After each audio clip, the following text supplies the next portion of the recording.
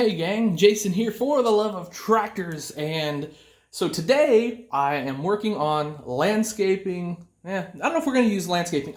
Building terrain for Dogtown Farms. So you guys may have seen the earlier video where I talked about laying out, drawing out what you want first. So I've done that on this part. So this is going to be highway, and then this is a hill, that's a little hill over there, and then here is going to be some river bluffs. Because where we farm, it is in the Mississippi River bottom, so it's flat ground with bluffs raising up on each side, and then you kind of get like some sand ridges. So the idea for my theme here, or mine, is we're going to have river bluffs here, a small old school farm establishment there, and then this is going to kind of slope to the highway, and then at the highway here, it abruptly drops off, and then you end up with your flat bottom ground, which is this mess over here. So anyway, so just real quick, this is how I'm going to do this. So this video may be a little long and a little wordy, but I'm going to show you how I'm sculpting these bluffs and this hill here. So, and I'm kind of going to just go through it in detail or whatever. Now what I'll do later, late this winter, once I kind of get all this project put together and I actually get some grass and trees and things like that on all this, I will kind of recut this video with several videos put together, and I'll make a sort of short and sweet, maybe 5-10 minute version of this that's hopefully right to the point and you guys can just go to and knock it out and be like, cool, that's how we do this. Okay. But like I said, this one, I'm going to show you my work a little bit here and just kind of show you how this is done. And it's super easy, but you need a couple tools. So first tool is you need one of those carpenter knives, a hobby knife, a razor blade, something like that. Or you can even use some trusty scissors like I did. Now you got to be careful doing this, but you can score your foam with that and snap it, to the size you want, because this piece here, this big piece, I needed to be, roughly 4 foot by 4 foot, because I didn't want to take up the whole table with this. So anyway, then, it comes down to drawing it out. And now I've done that in layers. In fact, if I lift this up real quick, you can see there's sort of the original sketching of things. Now, not much detail or anything like that, but that's that. So then what I did is I kind of worked this in reverse. Now, I'm not done with these bluffs yet. These are going to be taller, but I wanted to go ahead and show you what was going on here. But anyway, so then I went ahead and cut my basic bluff shape. Now, this has got a long way to go. We've still got to put our quilt batting on here. We've got to put that down. We've got to do all of our landscape and all that. But we're just doing the foam tonight.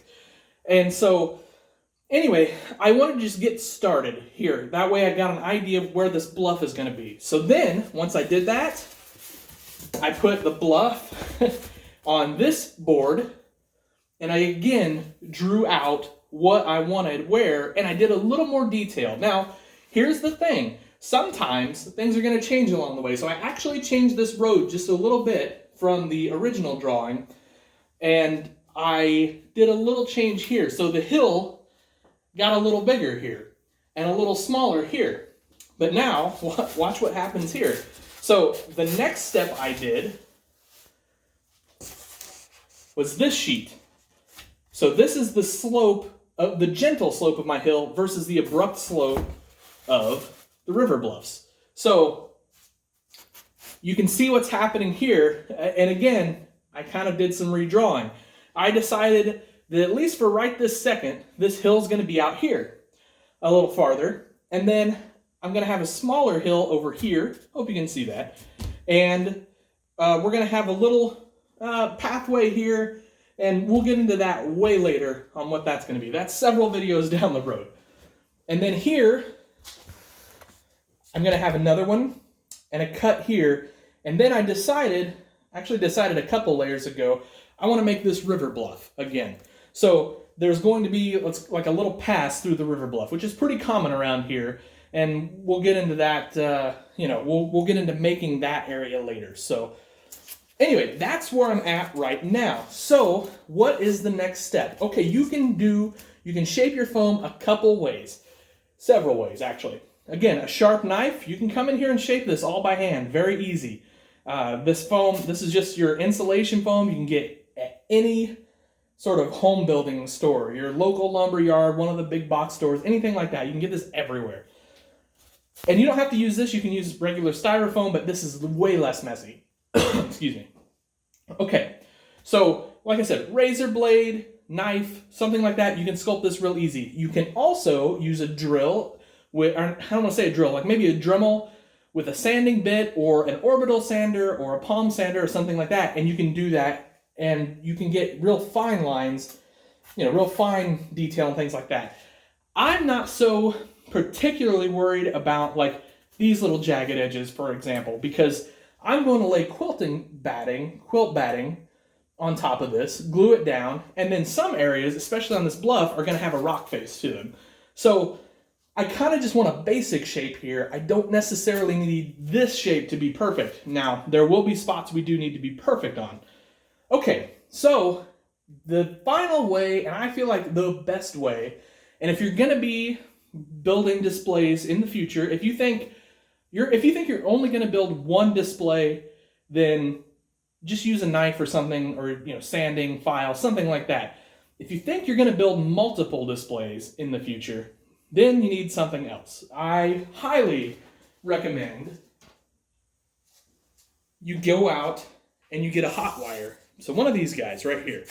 So this thing's nifty, right? It's a hot wire, click it on, and it almost instantly is ready to cut. And so it kind of allows you fine detail, but also it can just cut the living daylights out of stuff. So what I'm gonna do now is kind of rearrange a little bit. I'll pause this video and I'll show you how to cut with this. And this has a couple different attachments. So there's this long attachment, there's a short version of this, and then there's this U-shaped wire. This thing cuts great. So this does too, but it's a whole different process really. So, okay, give me a second. I'm gonna rearrange and we'll go from there. Okay, so I've propped this up just a little bit. And anyway, I'm gonna kind of show you how this works. The really cool thing about this, I think, is you can sort of start in the middle if you want to, because it just gets hot. It just sort of sinks in, like so, and then you just move it along. Now let the tool work. You don't need to put a lot of pressure here. Just let the wire do it. Now, one thing I gotta warn you, this is gonna put off some smell, and you don't want to be breathing that necessarily. I have both of my windows open right now, and when I'm not recording, I'm running a fan, so to get the exhaust out. But just for a few minutes here, I'm gonna run it without the fan, just so I can kind of talk to you guys. Hope you can see that. All right, there's that. Let's go ahead and cut this.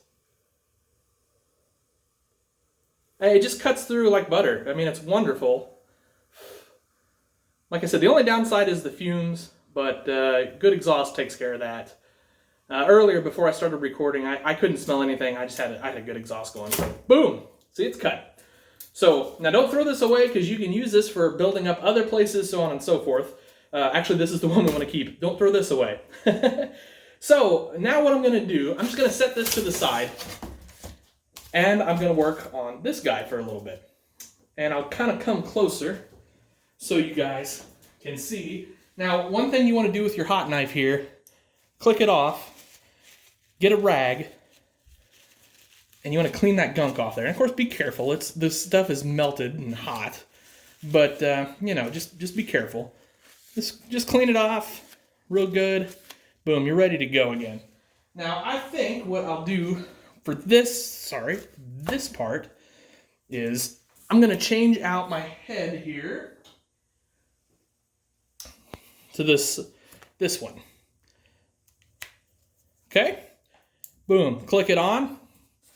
And what I'm going to do is I just want to give this a good slope. Look at that. I didn't clean that head very well last time because it's melting some stuff that was already there. Now, of course, you're going to angle it depending on how much you slope. Less angle is more aggressive, obviously, bigger slope. And you want to angle it like this. It's gentler. So we're just going to do a gentle slope here. I'm actually going too far. See how I'm bending the wire? That's really going too far, or going too hard, I mean. That's more pressure than you need. So there you go. I think I'm going to shave. Whoops, went too far. No big deal. You can always fill it. Like I said, we're going to do some stuff over the top of this. So if it's not exact and perfect, it's not the end of the world. Ooh, kind of shaky with that. And the cool thing is you can just kind of flick that stuff off, and it's not really hot. It's not going to burn you. So there you go. There is that hill. And that's going to go over here, roughly in this neighborhood. So, all right. Next step is how the heck do we attach all this stuff down once we've got it? So I'll show you that next. The next step here in this process is a hot glue gun. So we're going to use this for a couple reasons. One, these are pretty cheap and easy to get a hold of. Two, this doesn't really have to like set up or cure necessarily. This is pretty much instant. And so that allows us to keep working quickly versus waiting around for an epoxy or a glue to set up. So here we go. All right, got the gun good and hot now. Takes a little bit. This is an older gun. So anyway, just going to spread our glue. Desperately, I'm pretty low on this cartridge, but this gun's finicky to change. It doesn't take a whole lot though, especially since we're gonna put it down with batten and things like that later. All right, you can see I'm just trying to get it kind of all over before it dries here, and there we go. Now here's the trick with this. Just set something 7 heavy on it, just for a little bit, just while that glue's cooling down and drying. So that's that. Okay, gang. So anyway, back with the kind of the semi-final product. I mean, this isn't completely exactly how I want it, but this is a really good start to how I want it. So anyway, I was just going to kind of show you the basics here. So like I said, we've got a highway coming through here.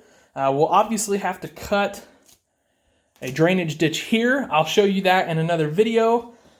We've got a small hill here. It's going to get a little bigger.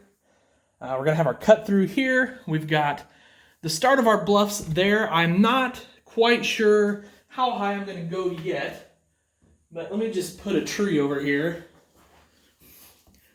So see, I think I need to go at least twice as high with that. You know, to scale is probably several times taller than that, but I don't want to get carried away with it either. But anyway, so we're getting a start there. And now this is going to need some shaping, some fine shaping. Like I said, we'll probably show you that in another video.